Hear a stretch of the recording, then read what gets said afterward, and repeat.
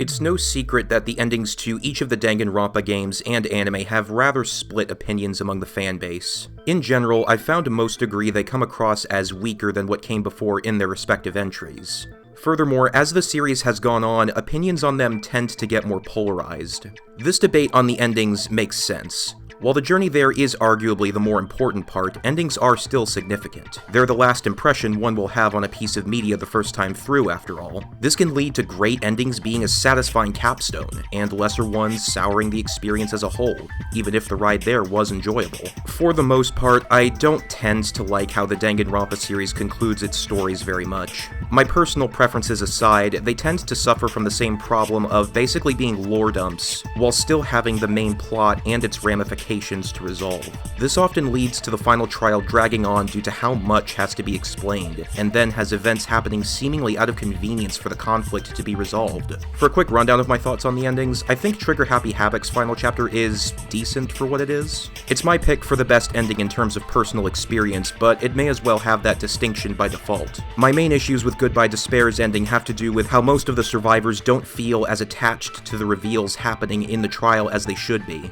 They react, yes, but I don't think enough is done to show just how far they had fallen before the game. Then the final resolution feels like a deus ex machina to get the plot over with. The ending to Ultra Despair Girls has some interesting ideas and themes, but they don't blend together well to me. There were also some decisions, like the same prompt being given 8 times in a row, which really got on my nerves. From my understanding, the Danganronpa 3 anime's conclusion in Hope Arc is the most consistently disliked ending, with it feeling overly fanservice-y and hastily wrapping up the story. I agree those are problems, and I also thought it shoehorned in a last-minute conflict which didn't feel like it had to be there. And of course, no discussion of Danganronpa's endings would be complete without bringing up the controversial conclusion of killing Harmony. While I understand and respect what was being attempted, it just didn't land for me.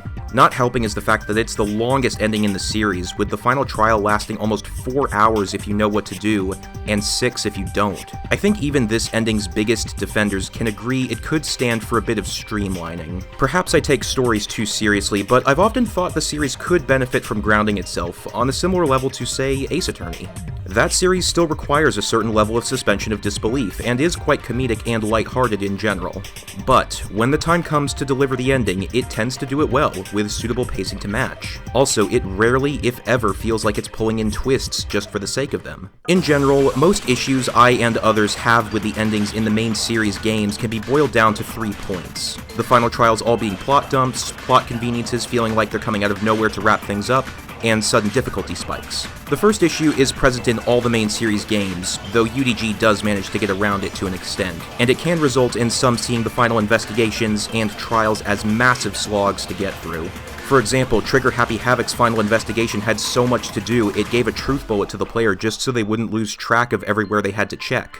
The second issue has to do with the series falling back on what I'm going to, for lack of a better term, call anime moments, to get to its conclusion. I know, I don't like this term either, but it's the quickest route to the core of what I'm getting at. To quote the Game Dog, this includes things like the characters believing hard enough until the situation is somehow resolved, using love as a weapon, and so on. Of the games, Danganronpa 2 has this the worst.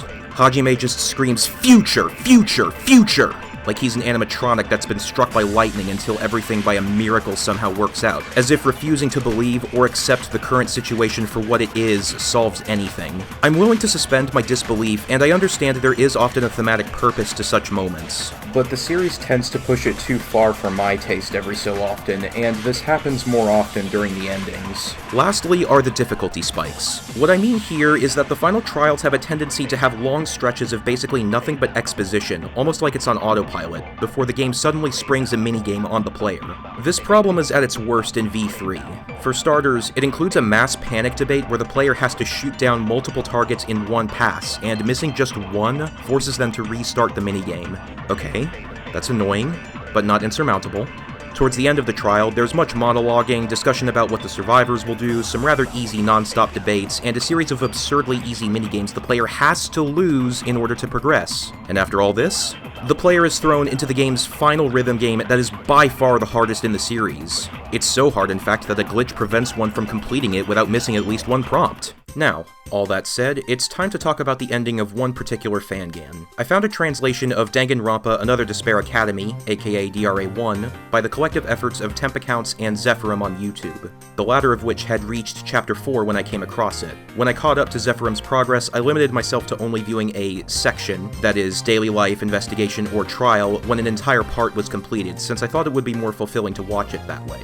As a lapsed player, the series gave me the idea that the concept of the killing game just had too much going on for an ending to work without falling into the issues I mentioned before, so I wasn't expecting the ending to be anything better than decent. However, when I finished watching, I was genuinely surprised at how much I liked it. I truly think DRA1's ending is great, and holds up very well compared to its main series counterparts. Before we begin this leviathan of an analysis, even by my standards, I have a few thanks to give. First, of course, to Lineage for creating DRA1, and to Kim Master and Bamnunbagi, I apologize if I mispronounced any of those, for their contributions to it according to the credits. I also want to thank Temp Accounts and Zephyrum for their work in translating the game. Zephyrum has since moved on to translating other fan games on their YouTube channel if you're interested in that. More translation-related thanks goes to ToastCat333 for posting English translations of the DRA1 character sheets, which helped confirm a couple of finer character details. If you haven't checked them out, there are some interesting tidbits in them, like unused executions. Links to DRA1 translation accounts will be in the description, so if you're interested, you can watch the whole story and then come back when you've seen it all. This video will still be here when you're done, and I highly recommend you enter this video with a full understanding of what happens. Special thanks goes out to the Fiddler for inspiring me to go ahead with writing the essay that would eventually become this video in the first place. More special thanks to my good friend Samza for being a test reader for this massive project's original form, and for being someone I could have some good talks with about DRA1 and the Danganronpa series in general. I would also like to give a huge thank you to Just Noah Here, Crazaloo, and Net Neutrality for all their support. Their encouragement, along with our recent playthrough of DRA1 over the past few months, gave me a second wind I really needed to get over the hump that was editing this video. If you're interested, the link to Noah's playthrough will be in the description. At time of recording, it's reached Chapter 3, and we've got plenty of laughs and commentary to go with the game itself. And of course, many thanks to you, the viewer, for watching and bearing with me as I've chipped away at this project these past few months. To get started, I'm going to be discussing the build-up to the ending rather than the ending itself. In fact, for about the first half of this video, I intend to make the case that DRA1's journey makes its conclusion all the better, and show where the game is with its characters and story prior to Chapter 6. The journey to the ending is of high importance to any story, and can help an enjoyable ending stand out even more. Given DRA1's central theme, one could say I'm explaining the game's process and why it leads so well into its result. I could just skip straight to the ending, but discussing both will help show why I find it so effective. In fact, some of my praise for the ending is tied to how it's affected by what comes right before it. But before we get to the main course, some appetizers. Let's talk about characters. One major reason DRA1's ending works so well for me is its cast of characters during the final 2 chapters. The cast as a whole works very well, with each character serving a sufficient role in the story and just being good characters in their own right. The structure of the story itself ensures even those who die in the first couple of chapters will still leave an impression. I also felt that despite some of my favorites at the time dropping out early, none of the remaining students felt relegated to background character status. They all feel distinctive, both in terms of their personalities and their contributions to the story. For these reasons, I'm going to dive deep into each of the 6 initial participants who survived past Chapter 4, and why I find them so effective. First up is Yuki Maeda, Ultimate Lucky Student and the protagonist and player character of DRA1. He's about what one would expect from a Danganronpa protagonist, self-described as relatively normal, contributes a lot to class trials by necessity of being the main character, and is able to get along well with his classmates. Despite fitting that mold, one can glean some info about his interests from some of the bonus events, on a similar level to the bonus interactions between Komaru and Toko in UDG. For example, there's one bonus scene in the casino where Yuki plays a few games with Satsuki and Haruhiko. During it, he remarks that he doesn't have much experience with board games, instead preferring tabletop role-playing games. It's a small moment, but having several of these events helps show what he's like in his usual everyday life. The story also does a fair bit to show his inner thoughts. One of his first major standout moments, in my opinion, came at the end of Chapter 2, where he mulls over what's happened thus far, and wonders what he should do with the killing game already in motion. During this scene, he thinks about how Kyoka and Ayame tried to cope with the situation, only to lose their lives. This is a good example of showing how the killing game is affecting him, and making him more cynical and distrustful. Another instance of him being more than a stand-in for the player takes place in Chapter 4. There, he walks around the ballroom in a daze as everyone is growing delirious from starvation. He eventually enters the armory, but is stopped by Tsurugi before he can do anything. While this brings him back to his senses for a bit, it's not long before he tries to enter it again to commit suicide, and he's only stopped there by coming across Haruhiko's body. DRA1 does a great job in general of handling the slow deterioration of the cast during Chapter 4, and these scenes in particular do a lot to show how Yuki, for all his optimism, can still be pushed to a breaking point. Beyond simply having a good showcase of his personality, several events in the story practically force Yuki to be more active in the plot and give him some relationships to work off of. After the Chapter 2 motive results in some suspecting him as a traitor, he ends up becoming somewhat of an outcast alongside Tsurugi. He's also one of the few to give him a chance after the latter's true nature is revealed. The two have a talk while investigating the new areas in Chapter 3, during which Yuki feels that Tsurugi wouldn't be acting the way he is if the threat of the killing game wasn't looming over everyone. In the same scene, Tsurugi says he doesn't believe Yuki to be a traitor and gives a few reasons as to why. They also find a clue regarding their situation, which they spend some time discussing, and agree to share it with the rest of the group despite being on the outs with them. Sharing all the new info still leaves some of the other students skeptical that Yuki is a traitor, causing him to call them out for believing Monokuma over him. While they're still reluctant to trust him, the shame of this leaves them speechless, and by Chapter 4, everyone seems to at least be on somewhat friendly terms with him again. He also has a well-developed relationship with Akane. It starts off a bit similar to Makoto and Sayaka's dynamic in Trigger Happy Havoc, except here Akane lives to see their bond develop and be built on. Yuki has to make the tough choice to pursue Akane as a potential suspect during the second trial, and is among those who try to help her out of her depression in Chapter 3. During Chapter 4, they have a brief falling out after Yuki hits a low point of his own, but they make up during the ballroom dance. Would it be accurate to say Yuki's character is as plain as white rice? Maybe. But if that's the case, then all of these glimpses into his personal interests and mindset, on top of him having a somewhat active role in the story, make for some solid seasoning and sauce to make him stand out and break the mold he's been placed in. Next is Akane Taira, the ultimate maid, DRA1's deuteragonist, and one of its unintentional predictions of parts of V3. For the most part, her role is one of emotional support. She's one of the kindest, most caring members of the cast, and is always trying to hold out positivity and extend it to others. The first major example of this comes in Chapter 2 when she tries to get Kizuna to rejoin the main group. She even convinces Tsurugi to give the cheerleader a chance to reconcile. I've already mentioned her relationship with Yuki, but Akane's side of their interactions is worth delving into. Her ability to empathize with people extends to him, where she apologizes for putting him on a pedestal as someone who wouldn't lose faith in the possibility of escaping the killing game. She also serves as a barometer of sorts of where everyone's mood is in general. During Chapter 3, everyone is in low spirits due to Akane shutting herself inside her room due to prior events. After some much-needed intervention, she recovers and rejoins the group proper, raising morale again. However, for all her kindness, Akane has her limits too, and she isn't one to simply stand by and let things just happen. After a few students reject Tsurugi's leadership and protection, Akane asks if he intends to leave them vulnerable, and slaps him hard across the face and criticizes him when he says that they chose to back out. She comes close to doing the same to Yuki in the early going of Chapter 4 after the latter sinks into a depression. Later, when Yuki questions if everyone should keep working with Tsurugi despite his hardline tendencies, Akane points out the fact that he was one of the few to stand by him and lightly chides him for his doubt.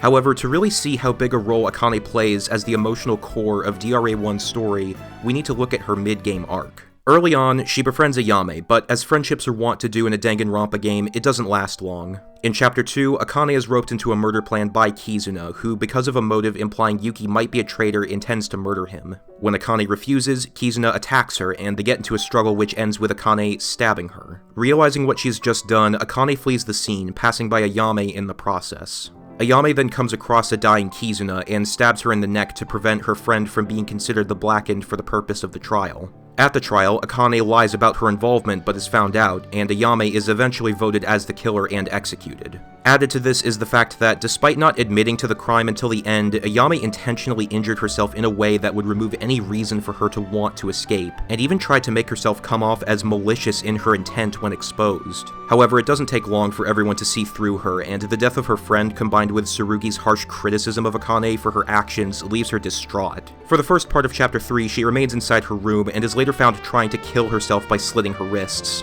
When questioned, Akane explains that for her personalized motive, she saw a video of Ayame blaming her for her death, and was then convinced suicide was necessary to join her and apologize. After some intervention from a few other students and Mikako retelling Ayame's final words to her, she recovers and rejoins the main group. This arc rounds her out well, showing more sides to her than being a potential love interest to the protagonist. From her recovery onward, she strives to keep everyone from losing faith in the situation. She's the only character aside from Mikako who doesn't have some form of breakdown during the drawn-out starvation in Chapter 4. She even becomes concerned for Yuki's well-being, commenting at one point that the others thought he died after a long period of him not coming out of his room or answering his door. In her free time events, Akane's backstory comes off as rather vague, even by the standards of such content. She mentions she was an orphan and had to use her skills at cooking and cleaning in order to survive. As a result, she wasn't able to get a proper education. However, she and the other orphans had their lives turn around with the arrival of someone akin to a savior, though she doesn't say who they are. After her first FTE, Akane says she'll try to avoid talking about depressing topics in the future, but they continue to crop up. For as cheery as she appears, she's been through many troubled times, and evidently she finds it hard to talk about herself without eventually veering into that territory. In her final event, she states that she'd rather live a more ordinary life due to all the hardships she's faced, and the expectations that come with her reputation as the ultimate maid. It's a nice and simple explanation of why she would gravitate to someone like Yuki. During Yuki's closing thoughts, Akane also says he reminds her of someone who she's met before, and Yuki feels the same way. This is a bookend to how they started their free time events, reminding each other of longtime friends. Overall, Akane does a great job filling her role as an emotional support. Much like Yuki, she has various avenues of interaction with other characters and relevance in the story. Despite her sorrow-laden past and the dire situation she's in, she's always trying to keep everyone's spirits up. Even when she is hard-pressed to keep herself in check, the other students like Mikako and Yuki are there to keep her grounded. And speaking of... Mikako Kurokawa is the ultimate exorcist, and is easily the one with the most questions surrounding her character and past. In a cast full of characters with relatively simple designs, hers stands out with an odd combination of a brown cloak, red plaid skirt, and purple beads lining her necklace and hair tie. She's a woman of few words, seldom speaking more than a couple at a time, which is implied to be because of her suffering from near constant headaches. Even her talent of being an exorcist is a sharp contrast to the more everyday talents of her classmates. Like, just imagine what the meeting for that was like. Well, sir, this class is looking quite good. We've got a police officer, a professor, a few athletes. Who else should we get? How about someone to get the ghosts out of our computers? What? Jokes aside, despite how unusual Mikako may look compared to the others, she's probably one of the most down-to-earth characters. I don't recall her mentioning exorcism or anything supernatural even once when she was on screen, and while she is very quiet, she's not antisocial either. She's at least willing to be around the main group. She also contributes more than one would expect to the trials, whether by giving small hints when she can or her knack for investigating and reasoning. In Chapter 2, she arrives late to the class trial but informs Yuki during the elevator ride that the murder weapon came from the kitchen. In Chapter 4, her testimony about who passed by her door ends up being a crucial piece of info for solving the case. She's even capable outside the trials, like when she finds a secret passageway which has some importance to the story later on. Circling back to Chapter 2, Yuki's personalized motive implies Mikako might be more social and outgoing than she appears. This question is made more interesting by the fact that as the game goes on, there are more instances where her stoic atmosphere is briefly broken. She has a couple of odd reactions to certain clues that are found in the investigations of new areas, and has the occasional outburst or moment where she raises her voice. One moment of interest is when she comforts Akane in Chapter 3, who's just been stopped from attempting suicide due to grief over Ayame's death. After Yuki fails to get through to her, Mikako explains to Akane that Ayame, as evidenced by her final words and actions in Chapter 2, would want her to keep living, and she isn't the kind of person who would try to take their own life. Mikako then passes out to the shock of everyone else present, but Akane recovers, almost as though a spirit of grief and self-loathing has left her. During Chapter 4, she emphasizes the importance of not losing faith in the situation at hand after Yuki and Akane have their falling out, and encourages everyone to continue trying to turn up more clues, despite not having someone like Tsurugi to aid them. Even when the cast is being starved, she remains defiant, being one of the few to not make any rash actions and staying watchful of everyone else. Given her straightforwardness and sensitivity to the emotions of others, when everyone decides not to accept the leadership of Tsurugi, Mikako is often one of the next people they turn to. In Mikako's free time events, Yuki struggles to get much info about her, but gleans a little bit in the last one. There, she talks about her closest childhood friend, who she says was a kind, smart boy who was always there for her when she was down. She also remarks that Yuki reminds her of that friend. When Yuki tries to give her some encouragement by saying her friend is probably waiting for her outside the school, she starts to talk about his current status, but trails off without giving a straight answer.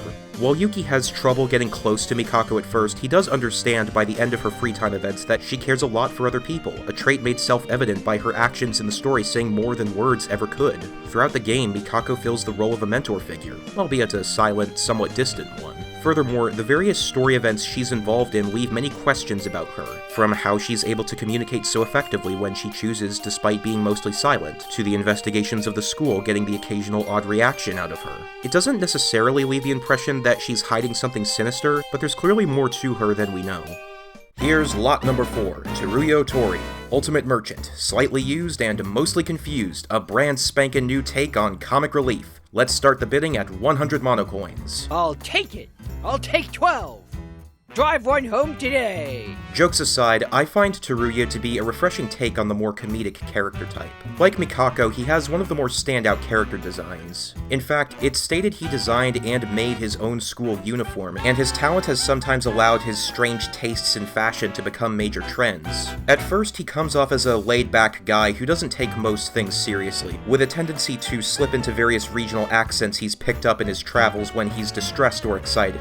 All of these traits, combined with him not being too helpful during investigations for the most part, give the impression that Teruya is a comedic character who won't be around for long. Even within the more technical Danganronpa tropes of who lives and who dies, he seems slated to be an early death. He's frequently depicted as being the shortest member of DRA1's cast with the exception of Kanata, and it took until V3 for an exceptionally short character in Himiko to even survive to the latter half of the game. Despite all these warning signs, Teruya sticks around for a while, and the more he does, the more the mood around him turns. Signs of his attitude changing can be seen in his first few free time events, but it's not until chapter 3 where his frustration at the perceived futility of the situation becomes apparent to the group.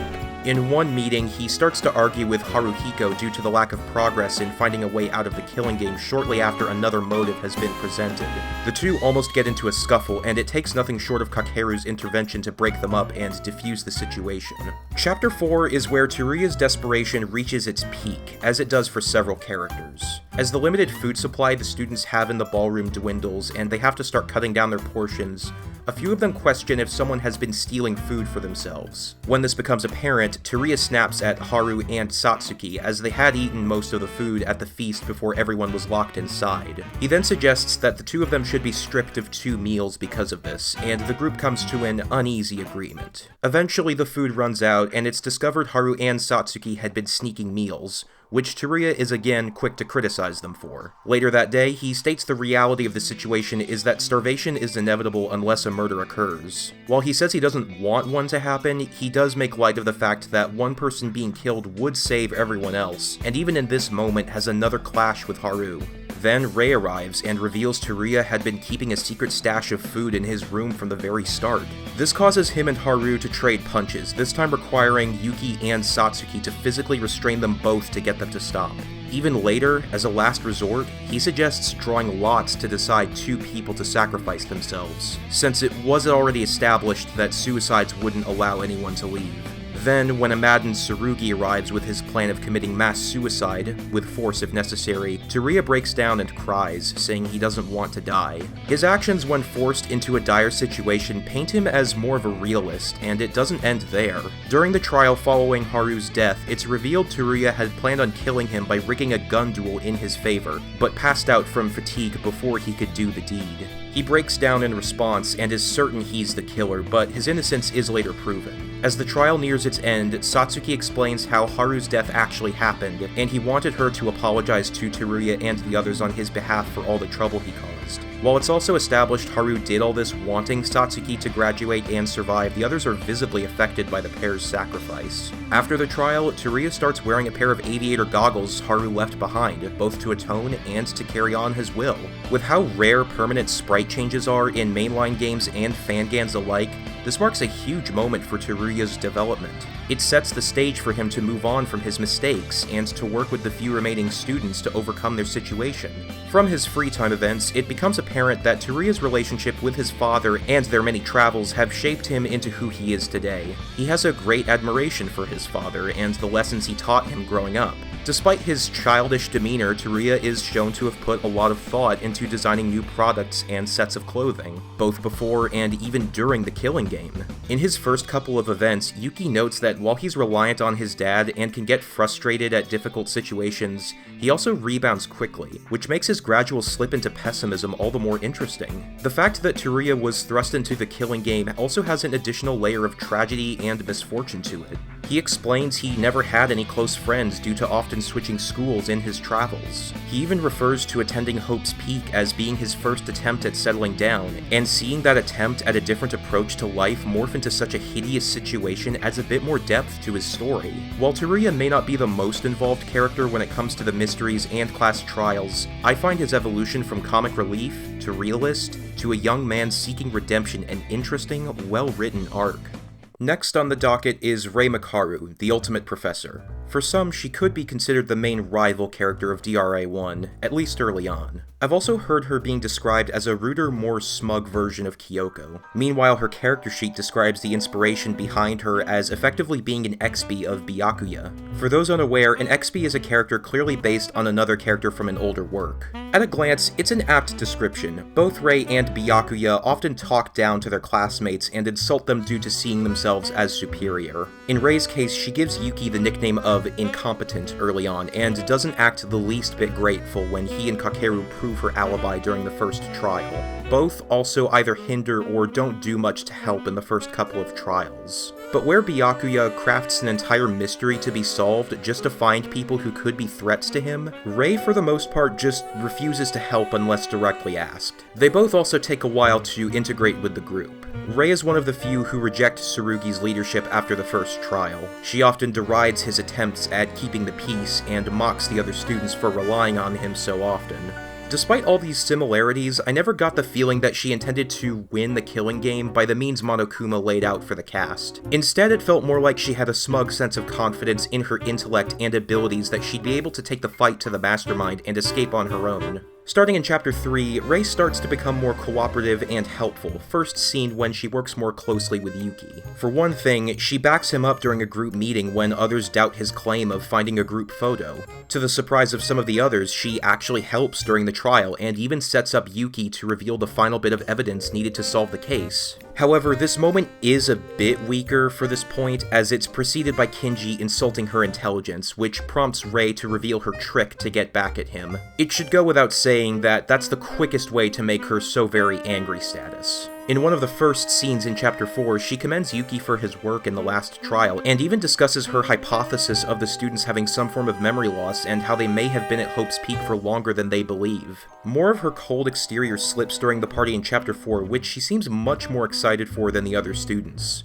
Her explanation for this is that they're not in a position to disobey Monokuma, so she thought she may as well try to have fun with it. While the students are trying to ration food, Rei is initially a suspect for stealing some since she is still quite distant from the group at this point. However, she explains she and Tsurugi have only been eating one meal a day, and then exposes Teruya's stash. The class trial that follows changes Rei's outlook considerably. While she's not as rattled as Tsurugi by the revelation of Haruhiko choosing to give up his life so Satsuki could live, Rei is still uncertain of the truth of it. Once Satsuki confirms this is the case and explains her final wishes to her remaining classmates, Rei vows to start cooperating with everyone.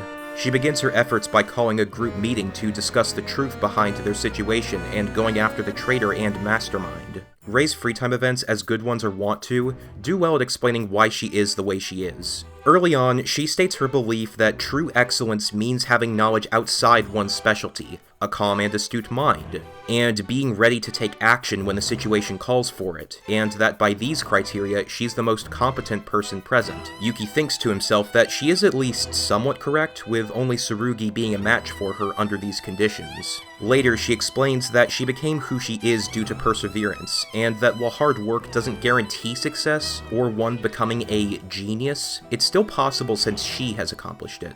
Her beliefs are reinforced by her backstory. She claims to have been abandoned by her parents as a child after their small bank went belly up due to pressure from larger corporations. According to her, they didn't even entrust her to a relative, and kept passing the responsibility of raising her back and forth. However, she thanks them for this, since she was able to learn from their example and make something of herself. During her school years, Rei says she was often known as that one homeless kid with no parents, but this stopped when she became a qualified teacher. She also has some interesting views on talent. Rei believes Yuki and the other students live in a blissful ignorance due to having innate talents and being so-called geniuses in their respective fields. She even says Yuki is worse in this regard for becoming a Hope's Peak student by lottery. Because of this perceived gap between the struggles she had to overcome compared to everyone else, she doesn't want to associate with people like the rest of her classmates, and would only do so with Yuki if he were to raise himself to her level of competence. The conclusion of her final event shows another similarity she has with Byakuya. They both end with the protagonist acknowledging how large of a gap they'd have to clear for the other to consider them friends, but also believing they now have a better understanding of who they are.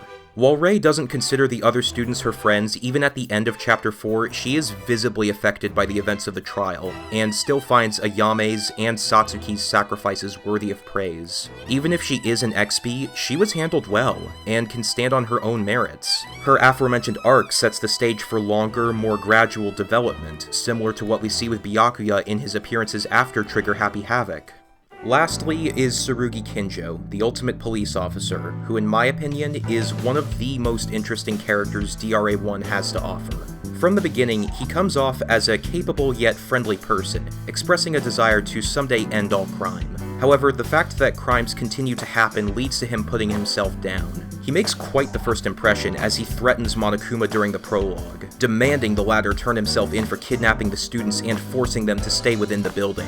After Monokuma's credibility as a threat is made, Tsurugi is quick to organize the students and state that while the uncertainty of the situation means they can't work closely all the time, they should still investigate their surroundings and share everything they find. During this time, he's effectively the leader of the group, and leads much of the discussion in the first trial. While he has the case figured out, he makes a point of not giving out the answers without anyone making an effort to find them, and tries to lead everyone else along with the occasional hint. He even encourages Yuki to be the one to present the final piece of evidence to expose Mitsuhiro as the killer. Once Mitsuhiro is executed, however, the mood changes. Tsurugi says he doesn't consider him to be a friend, and that he got what he deserved in the end, a feeling reinforced by Mitsuhiro being by far the least sympathetic killer in DRA1. While he doesn't condone Monokuma's actions, he does believe there should be retribution for every murder, and that no killer deserves to live, even if they kill a criminal. He also reveals that he agrees with Monokuma's eye for an eye belief, that he doesn't consider criminals human beings, and his belief that the continuation of crime is due to faults of the legal system. However, he also blames himself for the first murder, thinking it wouldn't have happened had he been more alert. To prevent more deaths, he declares his intent to protect the rest of the group by any means necessary. This scene establishes him as more of a Knight Templar character, who is lawfully good to a fault, and explores a creative concept for this kind of story, having the main detective character be the antagonist or rival of the group. Tsurugi's turn doesn't come out of nowhere. He even states he was always like this when questioned. After the initial shock, his newly revealed tendencies go on to be a major source of conflict among the cast for most of the game's remainder. The next day, Tsurugi gives an ultimatum to the other students. Either follow his will and be protected by him in return, or reject his leadership and be left vulnerable and without the information he and his group turn up. This is the first of several cases of him doubling down on his beliefs under pressure. In response, Rei, Kinji, and Kizuna all break off from the main group, and Tsurugi tells the others not to interact with them since he believes they'll likely plot a murder. However, he does make some exceptions to this hardline policy. For one thing, he says he'd allow anyone who rejected his leadership to escape with everyone else, since that would remove any need for a murder to happen. He's not out to sate his ego. His top priority is preventing any and all crime. When Yuki and Akane report Kizuna as a concern due to coming across her crying, Tsurugi lets everyone try convincing her to rejoin the group, even coming along himself. Then, once Kizuna is found dead, he allows Rei and Kinji to assist in the investigation since it would make it easier to solve. What I find interesting about the initial split in the group is that Tsurugi isn't made out to be entirely right or wrong. While his methods are questionable, he's doing all this due to the dire situation everyone has been thrust into, and is to some extent proven right. right. The murders from chapters 2 and 3 both happen as a result of the actions of someone who excluded themselves from his group. On the other hand, it isn't clear how he intended to prevent any more murders from occurring, and he makes little effort to understand the killers and their actions, or the people who object to his methods and their reasons for doing so. At first, most of the students begrudgingly accept his leadership on account of the fact that he is the most qualified to lead an investigation and protect a sizable group like this. But then, the second trial sets the students against him to the point of outright rejection. After it's revealed Akane was the first to stab Kizuna, but didn't deal the killing blow, and then lied to protect herself, Tsurugi tells her to commit suicide due to her putting everyone at risk. Even after this, he continues to look down on her. The next day, everyone who hasn't already rejected his leadership, save for Yuki and the absent Akane, does so, leading Tsurugi to consider them all potential criminals. During the investigation of the new areas in Chapter 3, though, Tsurugi says he doesn't believe Yuki to be a traitor like Chapter 2's motive implies he is, and lists several reasons as to why. They also find an important clue, which Yuki convinces him to share with the rest of the group. This scene in particular encapsulates what I like about Yuki and Tsurugi's relationship. In the main series Danganronpa games, the detective characters are generally friendly to the protagonist. While they have their flaws, they aren't flawed enough to get very different reactions out of the rest of the cast. Tsurugi, on the other hand, is inherently flawed, to the point of being the main antagonist within the group. Though it's clear he cares for Yuki, it comes across like it's less because he wants to encourage him and see him succeed, and more because he's been more proactive, and as such, the two have interacted a lot. The third trial marks a turning point for Tsurugi's arc. From the start, he's in a peculiar position. He was attacked and knocked unconscious, thus limiting his investigation, and his blood boils on learning 2 people have been killed this time. Upon linking up with the group before the trial, he has another example of not being completely intolerant to the idea of working with those who don't follow him. Here, he says he won't consider the other students potential criminals during the trials. He reasons that since a murder has already happened, the only potential criminal who matters is the actual killer, so all other people he labels as such are akin to ordinary citizens.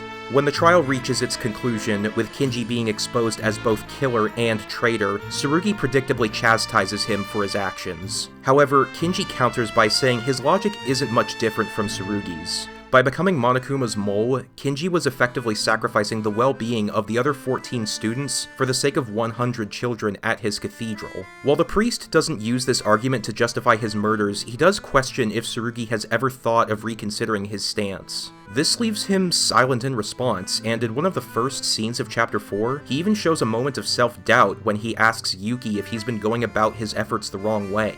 But, as was the case before, he doubles down, and after everyone is trapped inside the ballroom with no means of escape, he decides to stop communicating with everyone, Yuki included. As starvation sets in, Tsurugi comes up with a desperate plan indicative of how far he's fallen. He intends for everyone to commit a group suicide, with him dying last to ensure no one he sees as a criminal will still be able to murder. Despite the group's objections, he says he'll carry out this plan with force if he has to, and he brings up the recent actions of several other characters like Teruya and Akane to try and justify this. Thanks to him luckily tripping on some carpet, the others manage to neutralize him. When Haruhiko is found dead in the armory the next morning, he still tries to justify his actions, saying his plan was the only way out of the situation without murder before going to focus on the investigation. At the trial, Tsurugi is confused by Satsuki's insistence that she's the killer. He hones in on Teruya as his prime suspect, and as Satsuki keeps trying to say she's responsible, he rules her out entirely. However, he runs into a wall when Yuki and Mikako conclude Haru blocked the door to the armory, as he doesn't understand why a victim would help their killer. Yuki counters that if Tsurugi wasn't in his unstable state, he would have been able to reach the same conclusion by logic alone.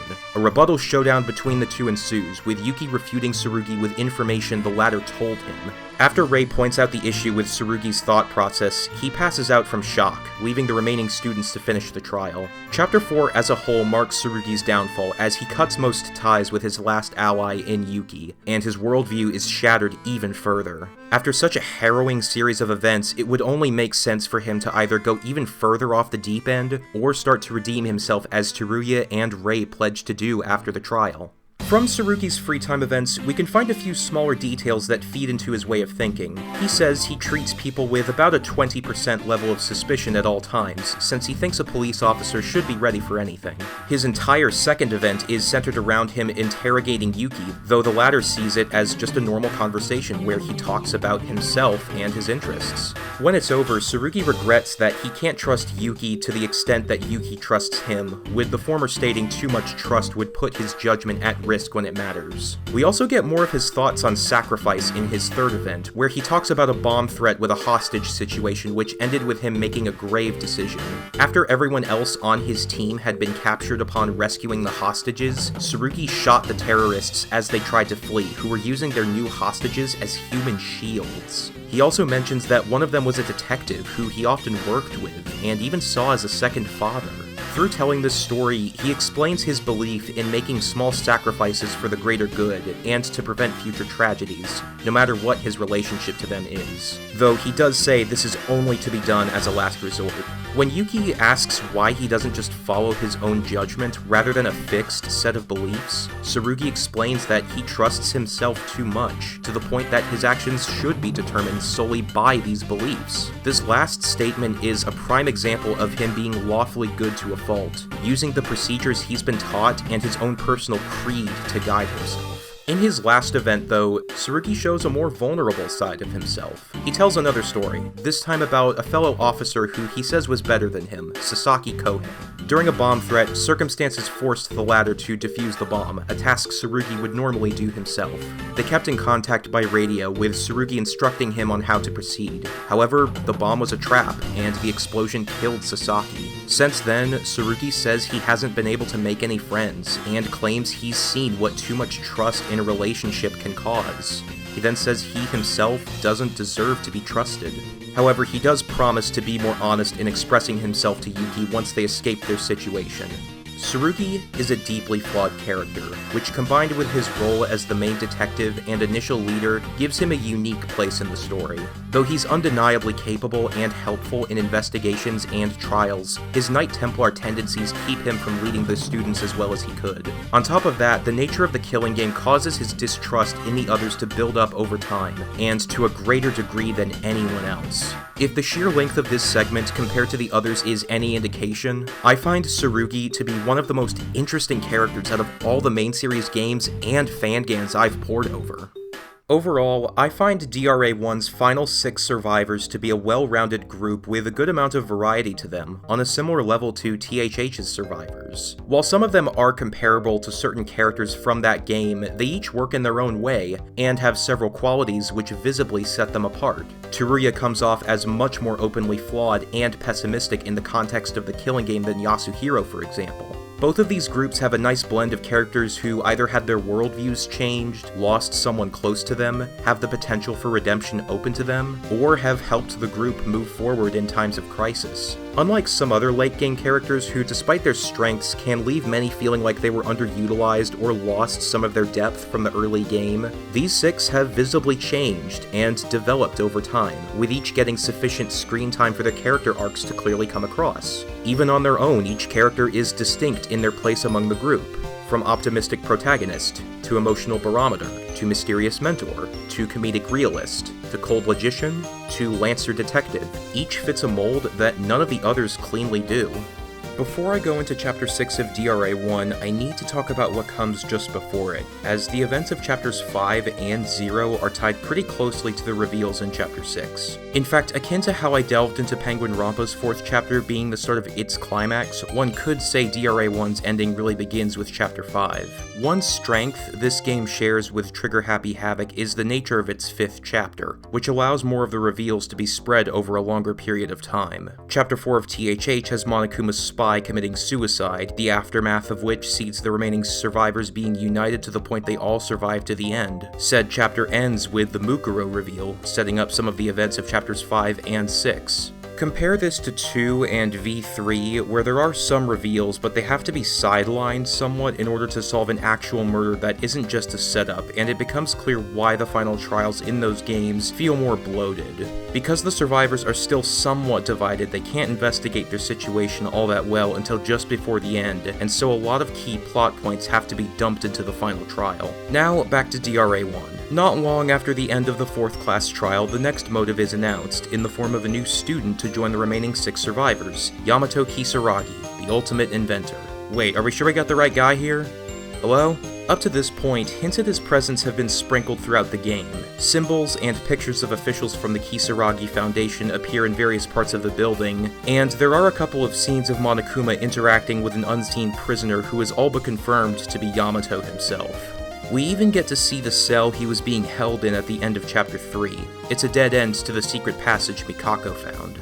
Yamato has a strange, somewhat disjointed way of speaking, which Monokuma says is due to some manner of brain damage. His arrival seems to confuse Mikako, who also had some odd reactions to some of the aforementioned clues, and she suddenly passes out. With Mikako and Tsurugi recovering from shock, most of the first half of Chapter 5 centers around the other 4 students investigating the final areas that have been unlocked. Fittingly, the 5th floor stands out from everything else so far, giving it an ominous sense of finality. Blood streaks the cracked walls and floor. The architecture is a stark contrast to the previous 4 floors, with this floor boasting a set of heavy-looking doors that the characters surmise must be important. Adding to this finality, this feeling of getting somewhere, is the myriad of clues and rooms within these halls. A photo of Yamato is found in an office denoting him as the 3rd president of the aforementioned Kisaragi Foundation. There's a journal containing newspaper clippings describing the tragedy from the main series. Similar to Trigger Happy Havoc, another room has been converted into a morgue. Monokuma even shows Kyoko's long-dead corpse to Yuki,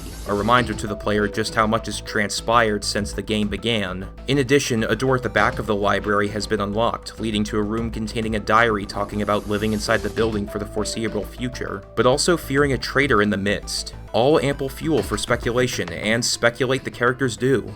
During this section, Rei periodically calls Yuki, Akane, and Teruya for meetings in her room to discuss the information they find, theories about their situation, and theories about who the mastermind might be. In these meetings, she uses a jamming device to disable the security cameras in her room so Monokuma can't eavesdrop. However, after the foursome being off camera so long causes Monokuma to barge in on a few of these, Rei changes course, and tells the others her room won't be used anymore. She then makes a new, portable jamming device which will jam the nearest camera, allowing for more flexible meetings. Alongside these new plans, Rei also dabbles in some old ones, too. Most notably, she reveals during the trial that she had been placing thread under everyone's doors to keep tabs on their movements at night, a tactic Tsurugi used in Chapter 2. What she once laughed at for being what she felt to be a symbol of everyone's over-reliance on Tsurugi, she's now using for the common good. Rei's actions during Chapter 5 remind me a bit of how Kyoko would sometimes enlist Makoto's help in drawing the mastermind's attention so she could investigate uninterrupted, and she comes off as the most active character during this time. What makes this part so strong for me is how the four spend considerable time discussing the clues they find with a fair amount of depth and reasoning, and Monokuma's interruptions allow for the reveals to be paced at a steady tempo instead of being laid out all at once. This way, the player or viewer has more time to connect the dots between meetings rather than all of this being dumped during the trial. Rei first explains her theory for why she thinks the group has been in the building longer than they've thought, citing the video shown at the end of the third trial as the first thing to tip her towards this idea. As far as I'm aware, the main series games didn't have the characters reach the conclusion of amnesia on their own, at least not without the thought process it would take. THH had a couple of lines implying Kyoko was onto the idea at least, but the revelation didn't come for the cast as a whole until after the final investigation. Danganronpa 2's cast was aware of their amnesia for most of the game, but that fact was told to them as their first motive. Finally, V3's cast became aware of their lack of memories via the flashback lights, which just felt like gift wrapping several plot points together, the discussion of which can feel like wasted time considering the ending. Rei also proves the students aren't inside Hope's Peak Academy as they've been led to believe, but rather a Kisaragi Foundation building, pointing out the differences in facilities and the 5th floor being completely different between the two structures. I like how the discussions these characters have tie several clues and minor details from prior chapters together, leading everyone to believe the tragedy they have seen described in various newspaper clippings has happened, and they're likely very far off the grid. Examples include Kyoka's cell phone not getting any service, and the building they're in having its own electrical room equipped with several generators rather than being connected to a larger power grid. Given this is a fan game meant to take place in DR canon, as we'll see later, it makes sense to have the tragedy reveal happen earlier, since most, if not all, players will be familiar with the series. Having it done during the final trial would feel repetitive. Also, the characters making headway on figuring out their situation, even if their progress may just be prelude for what's to come, makes them come off as active in the story. While Yuki and Rei tend to dominate most of the discussion about these theories, the other characters get some input too. Akane, for the most part, continues to act as the emotional core of the group. And Teruya manages to confirm that the Kisaragi Foundation is real by recalling his father selling some of their products at one point. Mixed in with the discussions are tinges of conflict among the group, most of them involving Yuki and showcasing his relationships and thoughts on the other characters. He and Rei get into a brief argument after the latter gets discouraged, perhaps even so very angry status, due to the fact that the questions are only piling up despite the group's efforts, which ends with Yuki quoting Satsuki's beliefs about hope to her. Not much later, there's a scene where Teruya tries to cheer up Yuki despite his struggles with carrying on Haruhiko's will as he promised. Despite some self-reflection on how everyone has changed earlier in the chapter and resolving to move forward, the next thing Yuki does is accost Mikako for being secretive.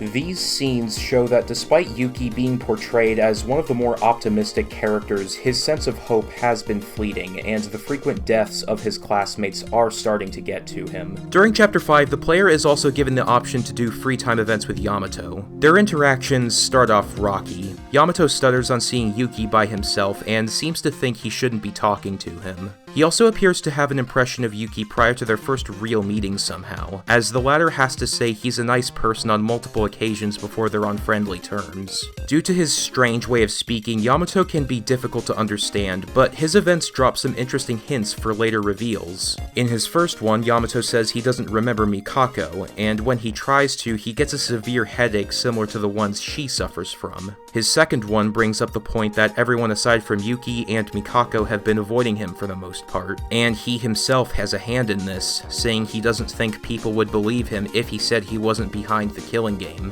He also remarks that he likes Yuki in his current state and hopes he remains this way in the third event. Like the rest of the students, he also has a bonus interaction which can be obtained after doing all his other events by giving him his favorite gift. In his case, it's a machine he seems to remember developing himself, which wasn't practical enough to be sold, but has some nostalgia for. Eventually, Tsurugi wakes up from his shock and calls the other students to the gym, though Yamato and Mikako don't follow. There, he talks about how everyone except him has gotten stronger, making particular note of Rei's recent cooperation. It doesn't take long for it to come out that Haruhiko and Satsuki killing themselves so others could live shattered his beliefs, and that he'd been self-reflecting ever since Kinji's death. Tsurugi goes on to explain that he was trying to justify his actions with the excuse that he was protecting everyone, when in reality, he's concluded that his beliefs caused many to die.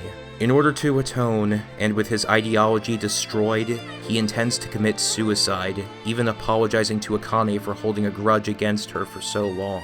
As he holds a gun to his head, Tsurugi reflects on each of the first 3 murders, wondering if he could have been friends with everyone had he not been the ultimate police officer. This is a smaller point I'll go into greater detail about later, but another strength of DRA1 is how the characters who die along the way don't feel forgotten, with them and their actions being brought up every so often even after their passing. With all that said, Tsurugi pulls the trigger, and with 4 people watching him, the body discovery announcement is set off. By a miracle, he somehow survives his suicide attempt and gets medical attention from Monokuma, though the latter says he'll probably be reduced to a vegetative state because of this. Tsurugi falling even further is a gut-wrenching scene, seeing him be unable to forgive himself for his actions. It makes for an interesting contrast to the other characters like Teruya and Rei showing signs of improvement. If the impact Kinji, Haru, and Satsuki had on Tsurugi marked the start of his downfall, then this scene and what's to come at the end of Chapter 5 is the long-awaited death and rebirth part of his character arc. After the shock of Tsurugi's attempt at atonement, the next day begins normally enough. That feeling is cut short as Yamato leaves the dining hall in a rush on hearing Mikako has gone to investigate the 5th floor. After a wild goose chase trying to figure out how to get into a locked room Monokuma states even he can't open, Rei and Yuki come across Mikako standing over Yamato's corpse, spattered with blood and a knife in her hand. The usual investigation follows, though it's rather short compared to previous cases. It goes without saying that DRA-1's 5th case resembles THH's 5th case in several ways, but I'm gonna say them anyway. We have 6 characters, though one doesn't get involved until the very end in DRA-1's case, plus the victim, who is a mysterious 16th participant whose existence was virtually unknown to the cast for most of the game. Meanwhile, the whole case comes across as a hastily cobbled together mystery meant to frame the character who is the closest to learning the truth, or in Mikako's case, keep her from outright saying it. In fact, the evidence implicating Mikako is even more blatant than its counterpart. Rei even comments that she feels like she has the answer for these circumstances, but not the solution, the means of getting to that answer. Even the decor of the courtroom gets in on the action, with the rainbow-patterned walls invoking the gaudy aesthetic of the main series. I will admit, there are some parts about this case I'm mixed on. Yamato dying so soon after his introduction is a bit of a letdown, though the mystery surrounding this gearhead and what his role is, alongside the chances to interact with him, do balance this out somewhat. This case's source material was also one of THH's weaker trials in my opinion. While it has the crime feeling suitably chaotic and rushed together, I also feel Monokuma and the mastermind breaking their own rules can lead to mysteries which aren't as compelling as most cases. That said, I found myself enjoying DRA-1's 5th chapter quite a bit more than I thought I would on a rewatch, and I understood it much better than the first time through. Part of that might be due to how the context of some conversations changes when the viewer knows the full story, but I consider that a good sign in basically any story, so I digress. While Mikako of course comes off as the initial culprit, the other students acknowledge that some of the evidence implicating her seems off, like her door being wide open and a supposed dying message being left intact. Another aspect I appreciate about this trial is that it turns the expected route of a rebuttal showdown on its head. In most of them, whatever point the player character asserts will be used to push forward in the trial. Many rebuttal showdowns can be boiled down to either getting rid of incorrect conclusions or cornering the killer. In order to refute Rei, Yuki reveals the passcode to the crime scene, something only he and Mikako know about. Rather than this getting Rei to agree with his stance, she instead latches onto the possibility that Yuki is the killer, as he now appears to know too much. The two have a lengthy, tense, and suspenseful back and forth even after the minigame ends, each managing to find various points to draw from for their arguments. Mikako, who has been quiet for most of the trial, starts speaking up much more than usual and talks at a much faster pace. In the midst of the turn to Motormouth Mikako, she says that she was Yuki's accomplice, and this seems to convince Teruya and Rei. In the ensuing non-stop debate, the player can't shoot any truth bullets due to Yuki's shock at the situation, possibly because he wasn't a prime suspect in any previous trial and has no concrete way to prove his innocence. Akane has to intervene and get Yuki to pull himself together. If nothing else, I like the idea of characters other than the protagonist moving the discussion forward, inside or outside of non-stop debates, and seeing these two looking out for each other strengthens both their stories. Upon further discussion, Mikako is cornered as all the possible times Yuki lacks an alibi for are covered by other clues and testimonies. Her desperation gets so extreme that her rebuttal showdown features only a single truth blade, the dialogue solely her repeating herself, insisting she isn't the killer. Before discussion can continue, Monokuma cuts the trial short and forces them to vote. As expected, Mikako is voted as the killer, though everyone feels something is off. She begins to cough up blood, adding to the unnerving atmosphere. In her dying moments, she gives the survivors some words of encouragement, and reveals a couple of things about the situation. That the trial was a trap, and the mastermind has been among the group from the very beginning. Before Mikako can say how to find their identity, she dies. Despite Mikako's apparent death, Monokuma insists on executing her corpse, which is acknowledged on the game over screen by her sprite being passed out before getting dragged off. What follows is a rapid-fire series of twists and turns. What looks like it's going to be a literally explosive execution comes to a stop as the power goes out, and Monokuma becomes unresponsive. A moment later, Tsurugi arrives. While he's certainly a sight for sore eyes, he's no carrot, and has made a full recovery from his suicide attempt. He also claims to have regained his memory. He takes everyone except Akane by the hand and walks them away from her, swearing he'll protect them this time. Tsurugi accuses Akane of being the one to kidnap all the students and force them into the killing game, and after hearing the words ultimate despair, her memories resurface. She then reveals herself as the mastermind of the killing game. Once the power turns back on and Monokuma starts talking again, he seems to have been expecting Akane's return. She then says that while she could use Monokuma to kill off the rest of the students, she still has an appointment with someone who will give them a chance to fight back. And on that ominous note, Chapter 5 comes to an end. Chapter 5 has a couple of odd bits, but I wouldn't say any of its flaws drag the story down much at all, and it sets the stage for the ending well. One area where I feel it does leagues better than the main series, though, is with its reveal of the Mastermind. DRA1 came out before V3, but the two have a few things in common, one of them being how the Mastermind was part of the initial group of characters all this time. I'm going to be blunt, I don't care much for V3's Mastermind reveal. Tsumugi was such a nothing character to me that after a certain point, whether or not she'd be the mastermind became a case of damned if you do, damned if you don't. The story would either have had to take the more predictable path, that of the 2010s animated film Twist, in making the least developed character the mastermind, or have her survive but shove her character development, if any, into the finale. I understand she's written this way for the point of the story, but just because something is written to be unsatisfying, or subpar, or whatever, on purpose, doesn't automatically fix the problem for me. Akane, on the other hand, feels like a fleshed out character. Even if you haven't seen a single one of her free time events other than the mandatory one in Chapter 1, which, incidentally, was my viewing experience with DRA1. To give a brief recap of my write-up on her, she felt like the emotional core of the cast as she tried to keep people's spirits up, and had her interactions with Yuki, Tsurugi, and Ayame, as well as her mid-game arc to round her out. She wasn't without personal flaws either. In fact, we got to see them front and center on multiple occasions. When she lies to protect herself in Chapter 2,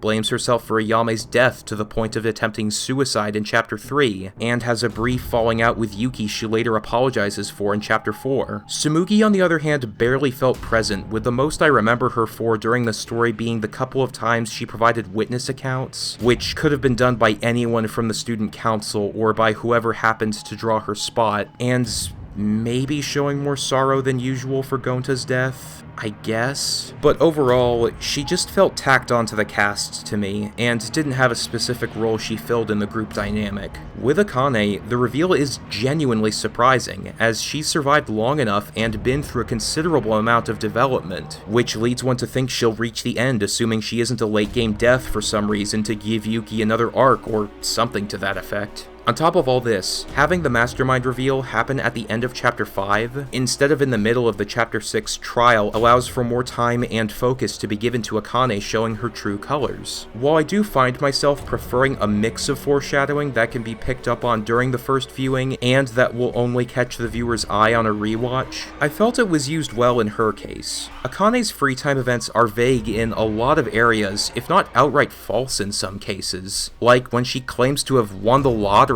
despite still working as a maid. Also, as mentioned before, she slips into talking about depressing topics like her past, despite catching herself and trying not to do so on multiple occasions. Even her design could be considered a hint to her role, with the black and white of her outfit combined with her red hair ribbon somewhat resembling Monokuma's color scheme and his jagged red eye. Having this reveal happen ahead of when it normally would also means the characters get some time to react to it without needing to quickly get back on track to answer the Mastermind's next question. After this revelation, Yuki has some flashbacks to a few of Akane's lines throughout the game, emphasizing how far their relationship has come, and what the impact of this reveal means to him, before the scene continues, allowing the twist to hit that much harder.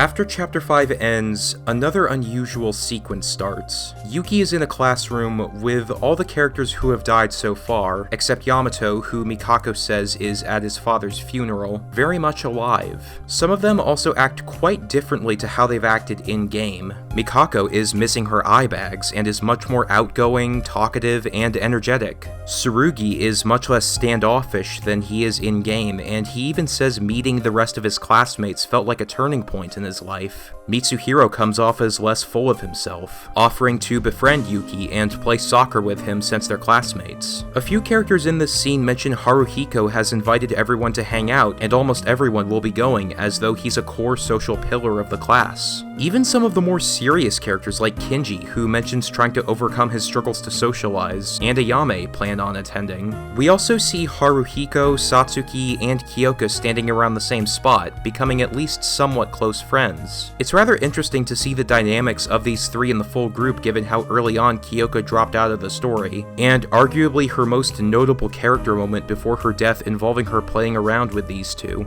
Despite the calm atmosphere, all is not well. During the scene, Kanata is tending to an injured Kakeru who was hurt during a demonstration by some students from the reserve course, and both she and Ayame express concern over their demonstrations. Also, almost every character acts somewhat surprised Yuki is talking to them, stating he's usually distant and almost never hangs out with anyone. Thankfully, they don't seem to know about his love of tabletop RPGs, cause if they did, that could get messy. As a few examples, Teruya remarks that he thought Yuki hated the others. Kanata thinks this is the first time Yuki has spoken to her, and Mikako tries to offer him food and chances to hang out later, but is rejected each time. Throughout this scene, everyone acts as though Yuki is talking, but Yuki himself doesn't have any text boxes during it. After everyone is spoken to, the scene turns black and white, and ends after a few lines from Akane. While the scene is pretty short, I appreciate its inclusion. It allows the dead characters to get more screen time, and provides a glimpse into what everyone's school life was like before the Killing Game, something the main series has only shown in canon via the Danganronpa 3 Despair arc anime. While it's revealed this sequence was just a dream Yuki had as soon as it ends, some of the scenes to come show it was rooted in at least some truth, even if it didn't happen. Yuki wakes up from his dream, still in denial about Akane's betrayal. The latter then appears, having been waiting for Yuki to wake up, as he passed out after her turn and remained asleep for an entire day. During this final stretch of the game, Akane could be seen as being similar in behavior to Junko, but she's a bit more reined in. While she is manic and chaotic most of the time, and switches between various sprites and moods often, Akane stays mostly consistent. It doesn't feel like she's trying to change entire personalities on a dime like Junko does. It strikes a good balance of being off the wall enough to be entertaining, while not making it overly hard to understand what she's thinking. I also get a kick out of her cackling while doing some acrobatics each time she leaves whatever room she's in. Yuki meets the other three students in the dining hall, where Tsurugi has some more development. He explains that because he's regained his memories, he's now able to act as the improved person he became after befriending everyone during the school year. Admittedly, this plot point practically skipping his self-betterment after reaching his lowest point can feel cheap, but it also leads into the rest of his arc, which I like a lot. Anyway, he asks for the other three to hit him so he can atone for his wrongs, which they all do after some persuasion. Before he can explain what he's recalled, Akane appears and declares that a final class trial will be held as a bonus stage. She intends to give everyone clues to piece together the full truth of their situation, although Tsurugi will be forbidden from saying anything too revealing to them until the trial. The students are also promised a safe escape from the area should they succeed. Before that, Rei asks about the truth behind the last murder and trial, and Akane reveals Monokuma as the true culprit. Her explanation is done via a closing argument, which is a cool way of reusing that mechanic for a different purpose. The rougher-sounding closing argument theme, of unknown origin, helps hammer home this rising tension. After this, Yuki's denial over the revelation about Akane gives way to rage and anger, though the jury's still out on the bargaining stage. Sorry, Teruya. With that, the final investigation begins. Overall, DRA1's final investigation is most similar to that of Danganronpa 2, in that it's a very linear affair. The player must first investigate the second floor dorms, which turn out to be a series of electrical rooms, which Monokuma directs them to visit in sequential order. Each room has a computer in it with files explaining various parts of context about the tragedy and its history, similar to the various mangas from Danganronpa 2's final investigation. From there, it's a trek through the previously locked rooms on the 4th floor, and a visit to the 5th before another linear section starts to get to the trial. In addition to mentions of lore, which should be familiar territory for anyone who's played the first 2 Danganronpa games, we also get some interesting bits original to DRA1 that flesh out the lore a bit. We see that Ultimate Despair, the organization, approached the Kisaragi Foundation, but were met with resistance, thus leading to the former cutting ties with them. There's also the mention of another faction called the Ultimate Despair External Agents, and Junko entrusting them with a special plan. There's even interesting fusions of existing lore with new stuff, like DRA1's Monokumas being controlled by Operator Kuma, with each having Junko's version of Alter Ego installed onto them, and Yamato conducting his own investigation into Hope's Peak during the build-up to the tragedy. Throughout the investigation, Yuki starts to suffer from occasional headaches and dizziness, and some events like seeing a machine at the back of a dimly lit room trigger old memories. There's been a gradual build-up of there being another side to Yuki, and not just through his rising pessimism during the middle of the game. There are a few times where Yuki will go to sleep and a text box will display some red text that would seem out of character for him to say, though no speaker is listed. These become more frequent during the later parts of the game, with appearances in chapters 4 and 5. As these bouts of illness become more noticeable, the other characters comment that he seems a bit off. At one point, Teruya says he spent several moments standing still, unresponsive, with his mouth hanging open and drooling. Really sounds like they could use an exorcist down there. Oh. This comes to a head when a familiar voice calls out to Yuki and drops a few more plot points before mentioning someone called Utsuro as a threat the group will need to be wary of.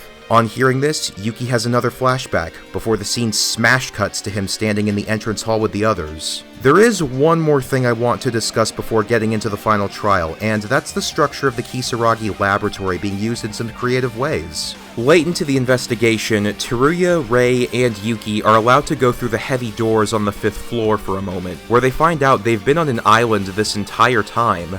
This confirms Rei's theories about them being somewhere outside the city and in a Kisaragi building, and also leads to some more interesting revelations. What the cast thought was the 1st floor was instead the 4th floor basement, and what they thought was the 5th floor was really the 1st floor. A few previous clues are brought up to reinforce this point, which I always like to see. Akane also reveals the final trial will take place in a different courtroom, which can be accessed via the entrance hall. There, another great subversion occurs. The vault-like door resembling the one from Trigger Happy Havoc leads not outside, but to an elevator. Rather than a dreadful descent, the 4 survivors take it up to the top. At the summit is the final courtroom, which has been built into the lab's observatory, allowing for a view of the surrounding landscape. DRA1's final investigation reads and plays as most final investigations do, but it gets the job done. While it does come across as linear, it doesn't dwell on any one point for too long. As a result, even the parts players would already know about don't feel like they're dragging down the pace. At about 80 minutes in length, the video on Zephyrum's channel covering the Chapter 6 investigation is a bit shorter than even videos covering Trigger Happy Havoc's final investigation, with the gap growing larger for 2 and V3. The linearity could be seen as a downside, but it also means the investigation is more streamlined and has less chance of overstaying its welcome. And with that, we can finally get to the main course, the meat and potatoes. So break out your cutlery, keep your napkin in your lap, and we'll get started. From a top-down view, DRA1's final trial could be seen as having 3 distinct sections. The first part lasts from the start of the trial to the closing argument, which comes right before it cuts to the trial being suspended. The second lasts from the suspension to the start of the flashback scenes, and the last part covers everything from the flashbacks to the end of the trial. As I rewatched the trial, I was surprised at how few minigames it had. For example, DRA1's final trial has only 6 non-stop debates, compared to Trigger Happy Havoc 10, and most of them are pretty straightforward despite the high number of truth bullets. Personally, I don't mind this. With the group being more united and taking some time to solve some of the mysteries, it makes sense that there wouldn't be as many points of disagreement. Teruya being somewhat confused over the situation still serves as a reason for players to put the pieces together themselves and have a purpose for it other than just answering Akane's questions. DRA1 even gets a bit of humor out of it, with Rei getting so very angry status and chastising him for his struggle to figure things out. One potential issue in terms of gameplay is this trial's Hangman's Gambit minigame, which comes early on. Again, I haven't played DRA1, but I did see that Weeby News took almost 10 minutes to get through it, and I wouldn't be surprised if others have had similar struggles. The letters being in Korean can make for a lot of trial and error to anyone unfamiliar with the language, though this latter point is more an issue of the translation, not the game. Even so, it's the only part of the trial that stuck out to me when it came to the gameplay. Everything else feels reasonable in terms of difficulty.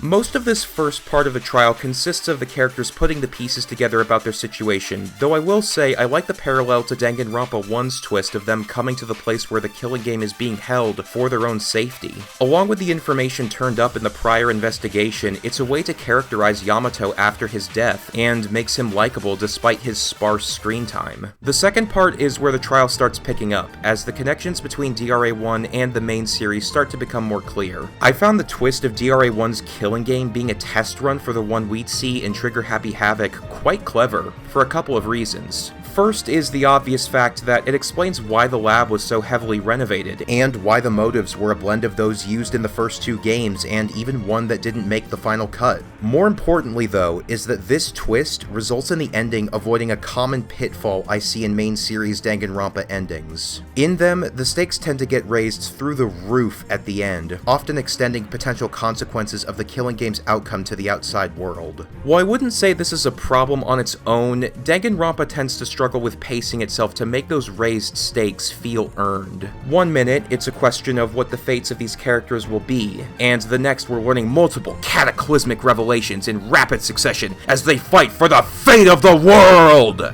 Here though, the fact that the killing game has so little impact on the outside world is, for me at least, a point in its favor. While it still has its connections to the tragedy, the focus is less about that and more about these characters having to confront the fact that everyone so far died for nothing, and that some of them have been conspiring against the group from the start. As a result, the ending feels more personal, with a larger focus on bringing everyone's arcs to their endpoints. I also like how the middle part of the trial takes the time to answer some questions one might have about certain things that wouldn't make sense otherwise, like how Akane wiping her memories is covered by Monokuma being autonomous for this killing game. And even that fact has its own reason for being the way it is, with this test run of a killing game also serving as a test for the alter ego AI, which was placed into Monokuma itself. As the trial goes on, there's also a growing realization that Akane has an actual, practical reason to have this trial. Speaking of, I gained more appreciation for how Akane was written during Chapter 6. As I said, she has her similarities to Junko's chaotic demeanor, but I felt like the times where the former swapped to drastically different sprites felt more natural. I saw it as her having genuine reactions to things changing around her, like when she gets frustrated at how, despite her efforts, her fellow Ultimate Despair still hasn't regained their memories.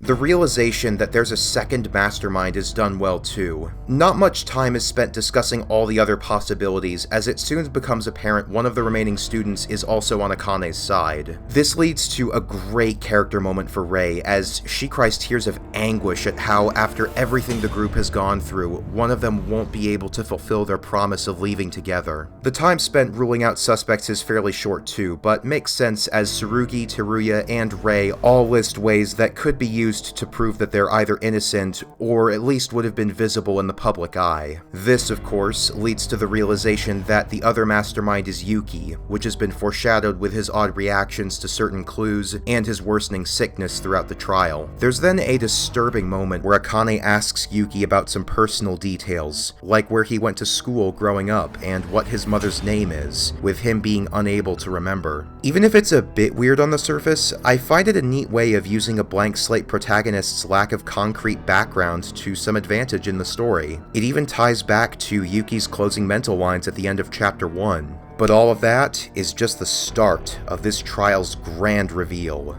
What follows is a flashback sequence showing how the 79th class escaped to the Kisaragi Island lab and the subsequent assault on it. It's a welcome break from the trial and also allows the dead characters to show up again, this time for even longer than their brief appearances in Chapter 0. It starts with some of the build-up to the tragedy from the perspective of the DRA-1 cast, then leads to the escape, and ends with Utsuro and Akane leading an army of Monokumas to take over the lab and make the final preparations for the killing game. This section sees some good characterization based on the most recent developments, like seeing what Yamato's actual relationship with Mikako is like, and revealing Akane to have major abandonment issues which have led her to following Utsuro no matter what he does. The biggest reason I like this flashback though, as well as the scene right after it, is how it gives the characters who have died earlier on some more time to shine and be fleshed out, with a healthy dose of tragic irony mixed in for good measure. Kyoka has a bit of an arc where she uses her sharpshooting skills, which she expressed a dislike for in the main game, to hold off several Monokumas while the group is en route to the airport.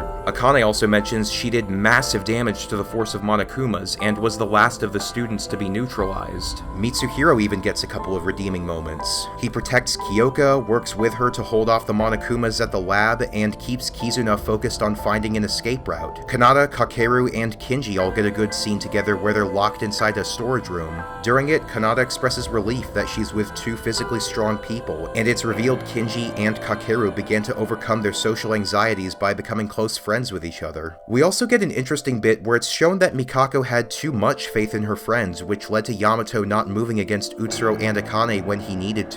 Much like Yuki in Chapter 0, Utsuro is implied to have dialogue, but it isn't displayed in the text boxes, making his presence and reaction to the situation all the more unsettling. Back at the trial, the weight of all these memories returning rattles Yuki to the point he can't even hear what everyone else is saying. This leads right into a non-stop debate, which is the first of a powerful triad of moments that drive home the horror of this reveal. 8 truth bullets appear, the most out of any debate in this game. Each reads just one word: Utsuro. Meanwhile, the only statement being made is Yuki repeating to himself that he's still himself, over and over. Naturally, in a game about uncovering the truth, the only way forward is obvious, but no less horrifying to realize. After clearing that segment, the player is thrust into the second of the final trial's moments I hold in high regard. In a black void inside Yuki's mind, Utsuro appears before him. He makes it clear that the Yuki we've been playing as for the whole game was just a false personality,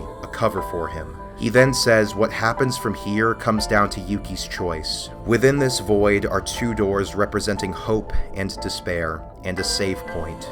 Furthermore, if the player has gotten all the free time events, bonus events, and collection items for any of the deceased characters, their spirit will appear during this scene with some final words for Yuki. Combined with the soft piano music in the background, it's quite the way to send off these characters. For these 11, this is their final scene, and while they each only get a few lines, they make the most of it, and are sure to leave an impression on anyone who may have found a connection with them. I don't have much to say about the individual reactions themselves, but they're varied while still being relevant to each character's role and actions in the story. Mikako and Yamato even get to act in their true personalities here. A scene like this could have been an incredible addition to Danganronpa 2.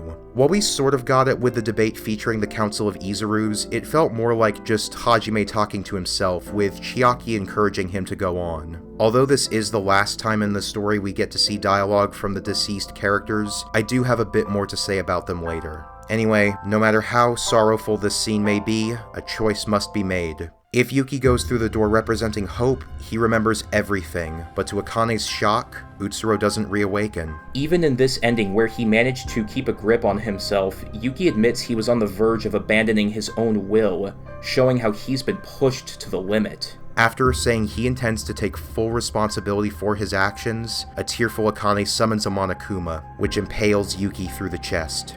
The fate of everyone else is unknown in this ending, but it's implied that Akane will commit suicide and take the other 3 down with her. It makes sense for her to react in the way she does, as we've seen how much she values her attachment to Utsuro, and getting him back was the only reason she allowed things to reach this point. I don't have too much to say about this ending, but it's yet another way DRA1 puts its own spin on the Danganronpa formula. The idea of having a more fleshed out bad ending for one of these games is something the main series doesn't explore too often. Trigger Happy Havoc's bad ending comes in Chapter 5 and is implied to just be in Makoto's head. Ultra Despair Girls has a standard yet solid one, and 2 and V3 just don't have any. For the purpose of the story being told, I feel the biggest strength of DRA1's bad ending is how it uses what little time it has to weld the door shut on there being a simple solution for everything to turn out okay. This is the game saying, too much has happened now. What's broken can't be so easily repaired, if at all. Yuki's reaction leading up to and including the canon timeline draws from this idea of a situation that is beyond the event horizon, too far gone. But enough about bad endings, let's get on with the plot. In the true ending, past the dark door, Utsuro reawakens, and now only one monster can attack during each battle phase. Wait, what? Right off the bat, I have to say I love the fact that we get to see him interact with the rest of the characters for as long as he does. In fact, Utsuro is, in a myriad of ways, what I wanted Izuru to be in Danganronpa 2 in terms of presence. While he isn't around for that much of the game as a whole, or even the one trial he's in, he leaves quite an impression for what little time he gets. We get to see some of his inner thoughts sprinkled throughout the game, hinting at what he's like. The Chapter 6 investigation has many of these, but Chapters 1, 4, and 5 show some of his musings while Yuki is asleep. In Danganronpa 2, all Izuru really gets is Chapter 0 and the non-stop debate in the final chapter I mentioned earlier. I don't mind Junko's inclusion in Danganronpa 2's finale, but I do take issue with the fact that she basically upstaged the person who, even by her own admission, was the actual mastermind, the real instigator behind the game's events. Akane and Utsuro being paired together for the finale is great for a couple of reasons, beyond the crazy twist and the concept of both halves of a mastermind duo getting to be present. First, their relationship has some immediate intrigue to it, with Akane's already established abandonment issues and undying loyalty to Utsuro being the main reason she became an Ultimate Despair external agent. Furthermore, this team-up means that whether you prefer more insane in the brain or dead serious villains means you'll probably enjoy at least one of them, especially as neither one overshadows the other. Another advantage these two have is that we get a bit of their backstory after the credits. It's nothing too detailed, but it doesn't need to be. It just gives the player or viewer a base level of information to understand why these two are the way they are. Interestingly, it contradicts Akane's free time events, most notably with the timing of when her savior in Utsuro showed up in her life. In the free time events, it was after the orphanage closed down, but Utsuro's backstory states his intervention is what freed her from it. As a result, it leaves behind a mystery of what the actual order of events was that led to her and Utsuro meeting. Also of note is that Zephyrum's translation of the story seems to imply a couple of characters in it also appear in SDRA 2, but that's neither here nor there, at least not for today, just something I wanted to point out. No spoilers! The backstory at the end is also one of the few instances of DRA1 bringing up its theme of process and result, which is used sparingly compared to the usual hope and despair theme. I can only recall maybe 3 times where it came up, and one of those is from the Utsuro backstory. I personally like this, as it results in the theme not feeling forced. Plus, once the viewer has caught on to it, the narrative has faith in the player, letting them apply it to other parts of the story. For example, Chapter 4 saw both Haruhiko and Satsuki trying to save others at the expense of their own lives, a process. But who they each intended to save, their desired result, differed. Tsurugi's actions throughout the game ask an important question regarding the theme. Is a desirable result worth a controversial, if not egregious, process? Or, for a more familiar turn of phrase, do the ends justify the means? Tsurugi's case in regards to this theme is especially interesting as his process changes and evolves throughout the story, going from what at first appear to be rational, if grim responses to the situation at hand before going off the deep end in Chapter 4. However, no matter how Tsurugi changes his process, the result he wants to achieve is the same for the most part, ensuring any and all criminals are brought to justice and minimizing, if not eliminating, crime altogether. Even the nature of the killing game ties into this theme. Everyone was provided with the potential process of murdering one of their classmates and deceiving the others through a class trial and having them be executed in order to achieve the result of being allowed to leave the facility.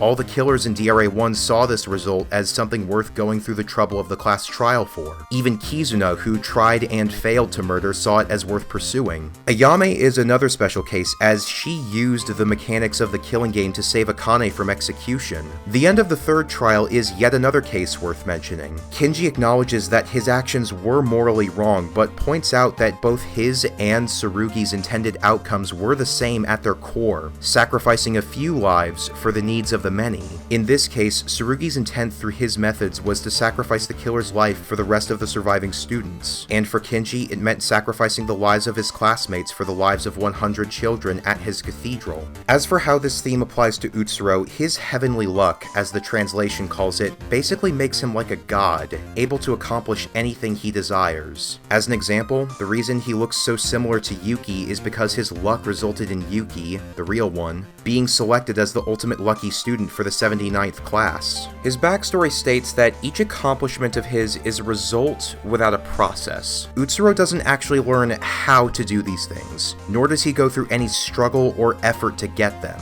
As a result, he doesn't get any sense of satisfaction or achievement out of anything he does via the process of his luck. On Utsuro's character sheet, Lineage describes him as being weaker than anybody else even with his luck. And without it, he's even more normal than Makoto, Hajime, the developer, and the player. Without any goals or ambitions of his own, he just uses this power to live day by day, creating a vicious cycle of boredom he can't escape from, even when he tries to kill himself when he decides he's done with it all. In fact, one could argue Utsuro has a worse lot in life than Junko and Izuru. The latter two are highly competent to the point of finding the world they're in boring and can easily get whatever they want.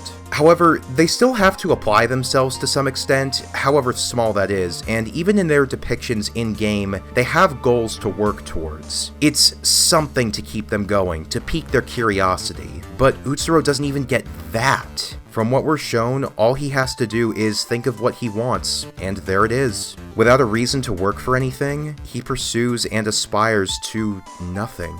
Even his design complements this lack of ambition, with his unkempt hair, undone tie, and his ever-present bored expression. I will admit on my first viewing, I didn't like how so many events were explained by Utsuro's luck alone, like how Akane turned Kizuna's attack against her, but it does at least have some counterbalance which is explained during the trial.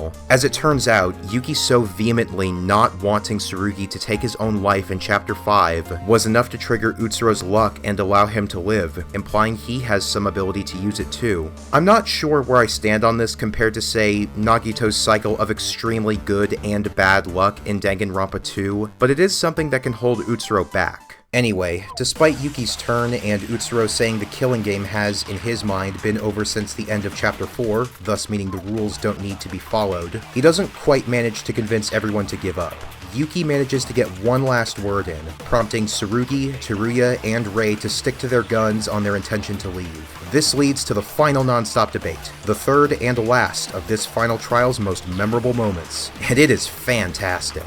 In essence, DRA-1's final debate is a dark mirror to Trigger Happy Havoc's final debate. Rather than using Makoto's determination to convince the others to move forward, we instead play as Utsuro, and must spread despair to each of the three survivors. They each get some great lines for why they're not giving in. Tsurugi connects the dots and concludes Akane and Utsuro must have prepared some kind of transportation to get back to the mainland. Rei says she's certain the world will recover, that she's learned thanks to Yuki, and directly quotes Satsuki's beliefs on hope.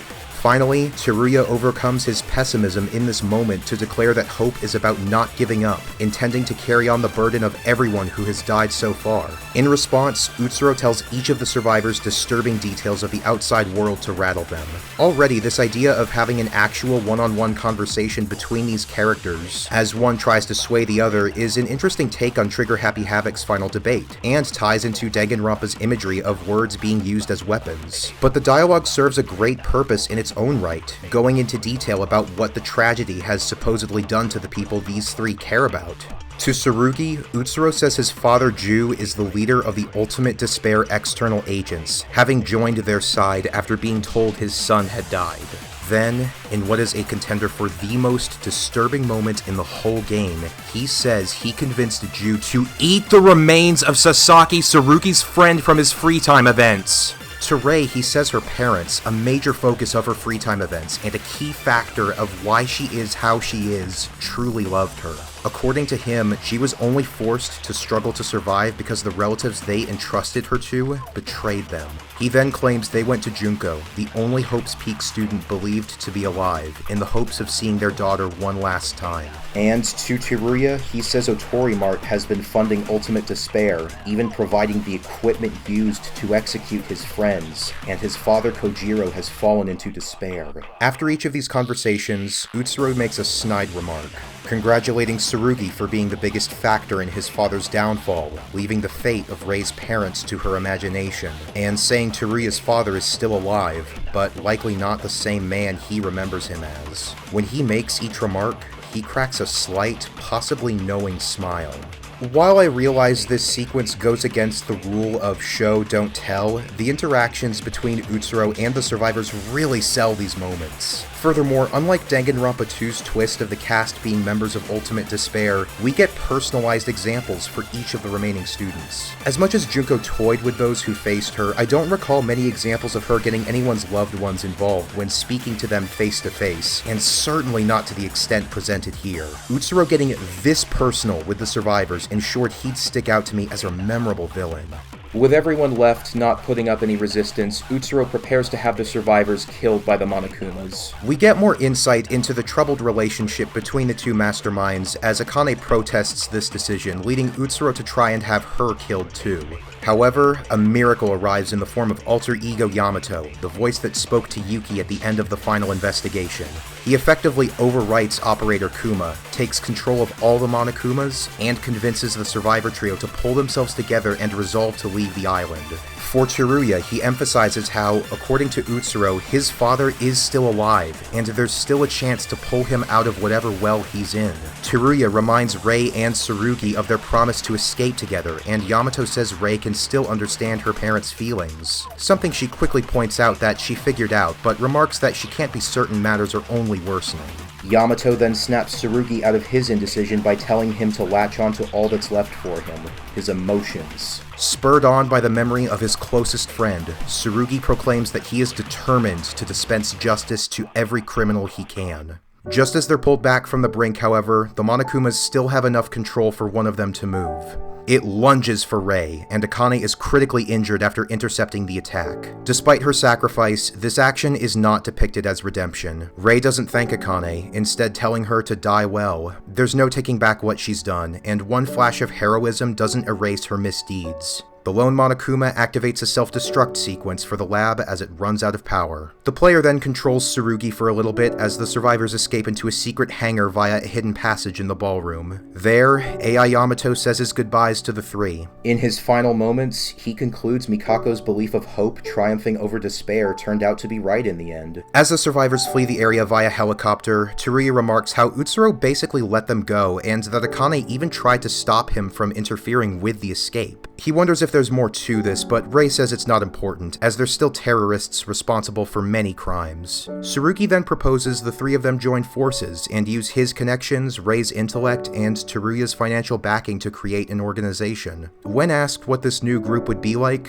the music suddenly cuts out. At the same time, the shot of the flying helicopter switches to a CG of Tsurugi, with disturbingly vacant eyes, as he declares it will be an organization of justice that kills all evil. We then get an epilogue scene of Akane and Utsuro living out their final moments as the lab collapses around them. Utsuro says there wasn't anything to his decision of letting the survivors leave, but after a short pause, says he was trying to kill them. Meanwhile, Akane claims she heard Ayame's voice telling her she wasn't the kind of person to do such horrible things, and that's why she defied him. She then asks why Utsuro isn't trying to save himself, asks that he lives so he can atone for their crimes, and for one last time, says she'll follow him no matter what. Utsuro wonders why he was born, and if he could have lived a life like Yuki's had he not been born with his luck before the facility collapses. There is some ambiguity in Utsuro's motives here. He may have given up, but it's also been established Yuki is in some way able to use his godlike luck, so that could be the explanation. I don't mind not getting a straight answer here, and this leads me to another point. The ending has just the right amount of ambiguity to it. Pretty much every crucial point of the overall plot has been tied up, but there is plenty to speculate about in the finer details. Utsuro's motive for staying put, whether or not he's finally decided to let himself die, the actual truth of how Utsuro and Akane met, what Tsurugi intends to do after all this, how Teruya and Rei will react, and so on. Given DRA1's ties to THH's ending, the tragedy is confirmed to have happened, which brings the ambiguity to a suitable level. After the credits play, there's one last scene featuring Junko and Mukuro. Junko has apparently received the footage of the killing game, but decides she won't watch it, to which Mukuro asks why she let Utsuro do this rehearsal plan. Junko explains that she found Utsuro to be no fun, and so sent him on what was effectively a suicide mission. She says his luck is like a cheat code, and that in the end his existence was that of a hopelessly ordinary human being, in line with Lineage's comments on the character. From her perspective, she'd rather have a high risk for such good luck, and makes a reference to Nagito. The translation gets a bit weird at this point, but I think the intention is that she destroyed the device the killing game's data was on. While this scene is short, I appreciate its inclusion. For one thing, it explains why Junko didn't show up for DRA1's killing game. Well, there is the fact that she has no reason to care about the 79th class in the same way she does her classmates, but there's more than that. She craves unpredictability, so directly running or even watching this killing game would have given her an idea of how her actual plan for her classmates would go, which is the last thing she'd want on that front. Her deleting the footage also adds another layer of tragedy to the whole story. With the lab destroyed and everyone's remains scattered to the sea, there's no solid proof the killing game happened at all outside of the survivors' accounts. Even if there was some remnant, no one will truly know their struggle. As far as Tsurugi, Rei, and Teruya are concerned, it falls to them to avenge their classmates and carry on their memory. This contrasts against all three of the main series games, which were either confirmed or heavily implied to have at least several observers who wanted to see them succeed in the end.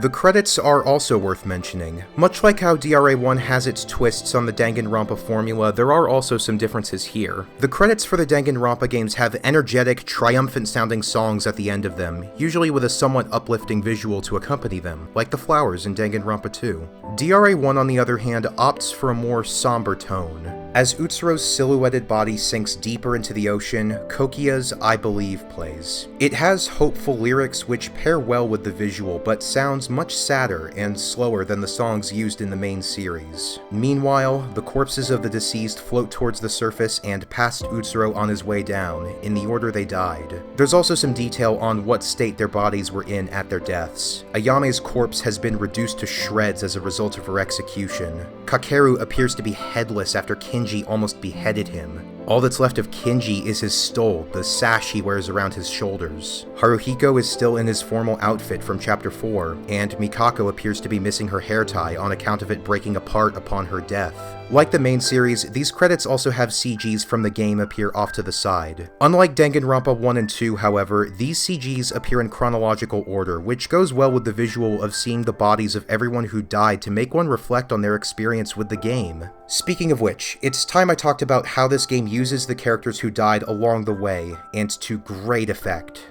One criticism I've seen some people level at Danganronpa is that some of the deaths can feel pointless in the grand scheme of things, and I can see where they're coming from. In any story, a character's death should feel impactful, and Danganronpa stories being centered around killing games means there's an expectation for every death to mean something. Trigger Happy Havoc pulls this off fairly well, but its sequels stumble a bit. Danganronpa 2's main shortcoming is in Chapter 3's deaths, with the victims feeling like afterthoughts, and the case's contribution is mostly some light foreshadowing for a late-game twist out of the killer's breakdown and death. Then you have V3, which has quite a few deaths it drops the ball on. Rantaro died trying to save everyone, but the focus ended up being more on Kaede than him. The deaths of Ryoma and Kirumi are sad in the moment, but are ultimately meaningless and forgotten about in the long run, even disregarding the ending. Himiko doesn't seem to mourn Angie nearly as much as she does Tenko, despite both clearly having some impact on her. And Miyu's death is almost treated as a joke in terms of how she died.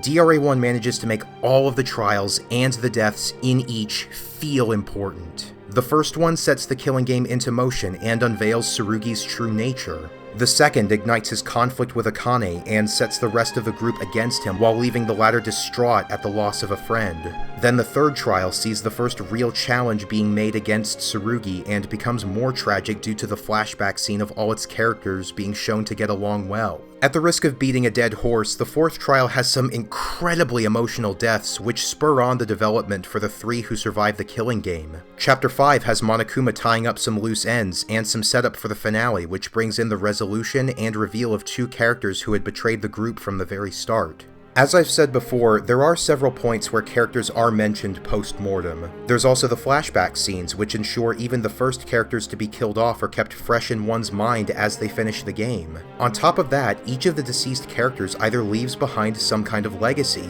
or has someone who can carry on their will. Let's run down the list, shall we? Kyoka's younger brother Ryutaro appears in Chapter 6.5, which is to the Another Duology what UDG is to the Hope's Peak saga in terms of its place in the timeline. Ryutaro is also stated to be a fan of soccer and has Mitsuhiro as his idol. At the end of 6.5, he joins the Kisaragi Foundation, learns what happened between the two of them, and visits his sister's grave.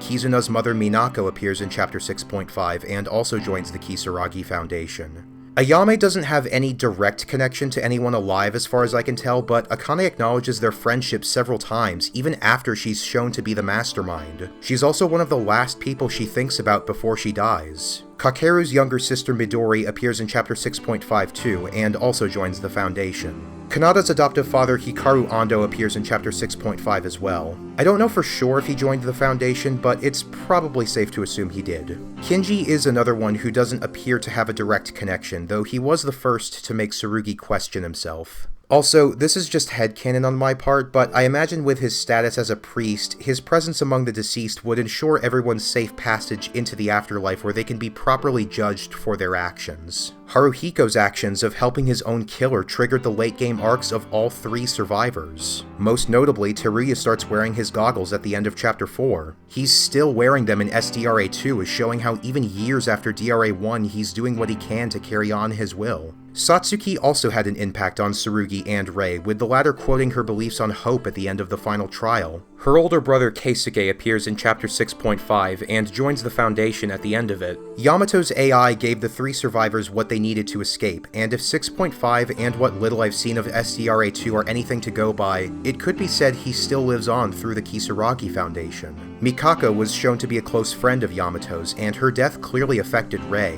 Yamato's AI also comments how, despite everything, she was right in the end. Akane saved Rei during the final minutes of the killing game and also did most of the work for getting Utsuro to reawaken. And finally, Yuki was the closest confidant to Tsurugi throughout the killing game, and the reveal of him being Utsuro has clearly rattled him.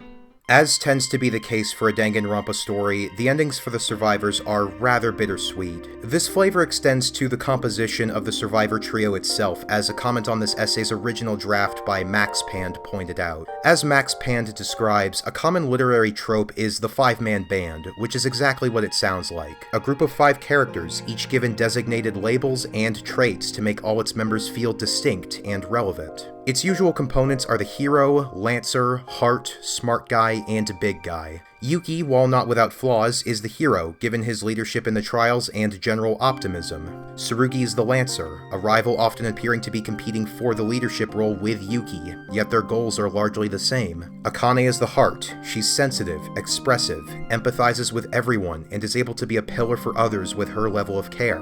Rei is undeniably the smart guy, one of the most capable and knowledgeable characters, and is able to overcome problems ahead of time without much difficulty. Finally, Teruya is is the big guy in all but size. He may not be the smartest or the most empathetic, but he has specialties of his own which he retains throughout the runtime. Most 5-man bands also feature an inner trio, often taking the form of either Hero Lancer Heart or Hero Smart Big. Instead, by revealing its Hero and Heart as the true villains and leaving the more flawed trio of Lancer Smart Big to take the reins, DRA1 subverts expectations while retaining its ending's more mixed tone. That's a lot to say about the group, both quintet and trio, but how about the 3 survivors as individuals? Teruya and Rei have fairly traditional character arcs in that they become more fully formed as people as the story progresses. As mentioned before, Teruya has resolved to make up for his mistakes and carry on the will of his fallen friends. In his intro video for the SDRA2 English dub, he mentions being a young adult compared to the teenaged cast, which adds more meaning to his decision of continuing to wear Haruhiko's aviator goggles. Meanwhile, Rei has grown to become a more considerate person and effectively becomes the leader of the group for Chapter 5. She also makes an appearance towards the end of Chapter 6.5, leading a small force from the Kisaragi Foundation to rescue Ryutaro and the others from certain death, and takes them to the Foundation for protection. In her appearances here and her SDRA2 intro video, she isn't as friendly and inviting as Teruya. Even by her own words, she is so very angry status right now. However, this new Rei comes across more polite and mature than she used to be.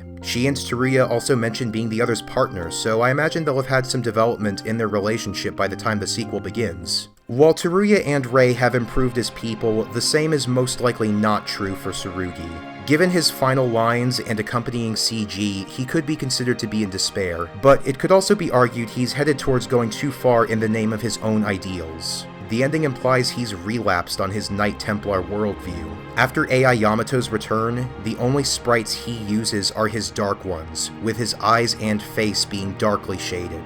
This makes a lot of sense given what we've seen of him and what's happened. Time and time again, we've seen that when his ideology is challenged, Tsurugi will double down rather than admit he's in the wrong. He started the game with no remorse for anyone who chose to kill, then went on to viewing anyone who didn't accept his methods and beliefs as criminals, to refusing to work with anyone, to trying to force a group suicide. Only after Chapter 4 did he see the error of his ways, and his solution to the problem was killing himself. In Chapter 6, though his memories have returned, he ends up losing his closest friend in Yamato. Then he has to confront the fact that his most consistent ally throughout the game, perhaps the person he was the closest to considering a friend during that time, was the main instigator of the deaths of his classmates. Furthermore, that same ally's true self tells him about his father's supposed downfall, and how he was inadvertently the main cause of it. Combining all of those events, it shouldn't be a surprise for him to fall back into his old ways. It's also interesting to see how AI Yamato's encouragement was very much needed when it came, but the events that transpired since meeting him in the flesh give his words a new shape to Tsurugi. In the same way that this Yamato doesn't know the full extent of what Tsurugi has been through, Tsurugi lacks the safety net of his classmates and the Yamato he knew to confide in, to become the improved person he was before the killing game. This concept of a character arc going full circle back to where they started, rather than just straight to improvement by the end, is also an interesting idea to explore in a story in general. It leaves me very excited to see where Tsurugi's character will go in SDRA 2. If I haven't made it clear by now, I quite like this trio. And speaking of trios, I still have one last point to make about the content of DRA1's ending and why I find it so effective. I've talked at length about every part of the ending I could think of, but let's move back to something a little more measurable. At the start of this video, I explained the 3 main issues I see each of the main series Danganronpa games falling into. So, does DRA1 fall into any of them? Plot dumps and lengthy finales. This is the only pillar of the troublesome trinity that I would concede ground on when it comes to DRA1, and even then, it's on the level of Trigger Happy Havoc at worst. The investigation being more linear makes it hard to get lost on what to do, and I found parts like Yamato's journal entries and the clues linking DRA1 to the main series canon very interesting. It also helps that Chapter 5's structure and place in the narrative allowed for some of the late game reveals to have a clearer build-up. As a result, it didn't feel like twists were coming down like an avalanche to the point there was little little time to process what was happening.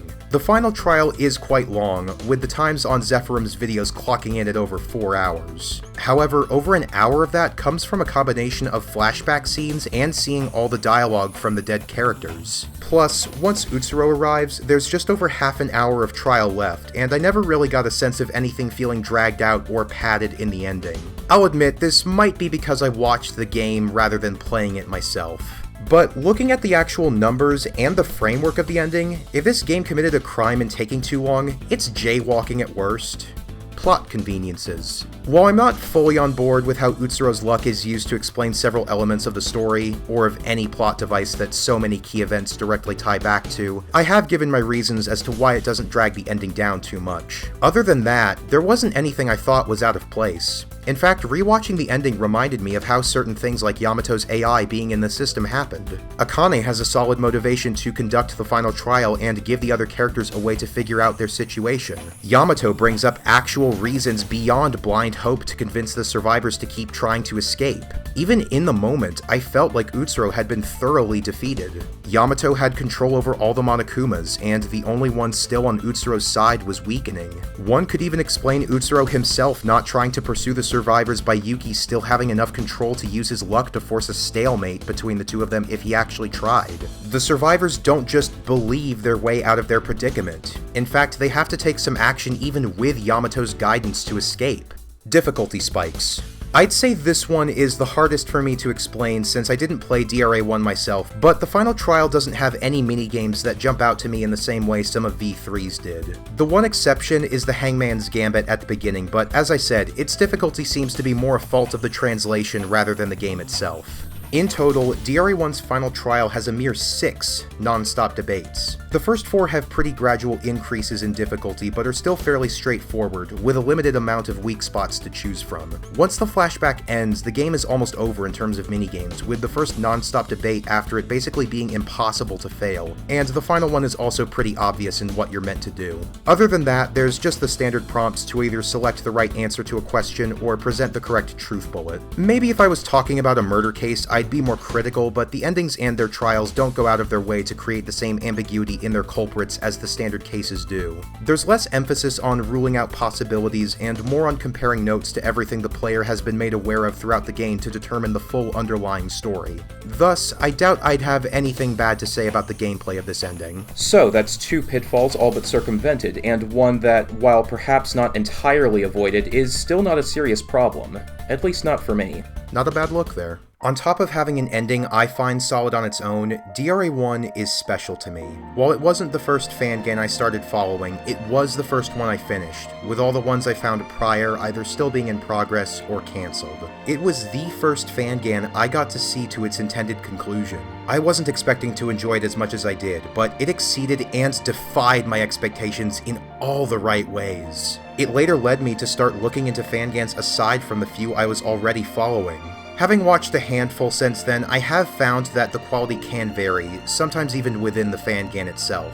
But one thing I cannot deny is that the people writing these have passion backing the ideas they want to express, and new possibilities for what can be done with this formula. Even past the fangans I've covered on this channel, the majority of those I've seen tend to put their own spin on old ideas, introduce new ones, and take different approaches to their plots and endings. So it should come as no surprise I've come around to appreciating this recent era of fangans and ease of access to watching and creating them. And with the rise of new, even higher scale projects in this genre, I'm left excited for what else is out there, especially with more creatives than ever stepping up to the plate with their own visions. This video, and indeed this channel as it exists now, are both a roundabout way of saying it, but what I'm really getting at here is that as far as Danganronpa and content like it is concerned to me, fangans are the future. If someone is writing their own fangan, they can work around the Danganronpa formula, emphasizing the parts they think work well and cutting out parts they don't. I may not agree with every choice made, and there is still the matter of how well each idea is executed, but I won't begrudge the attempt at trying something new.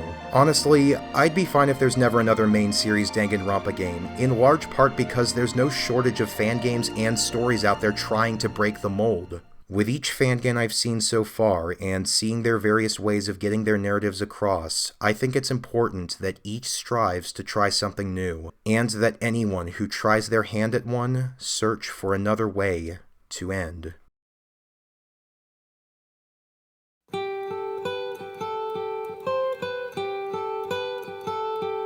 If I get back, I'm never gonna come again.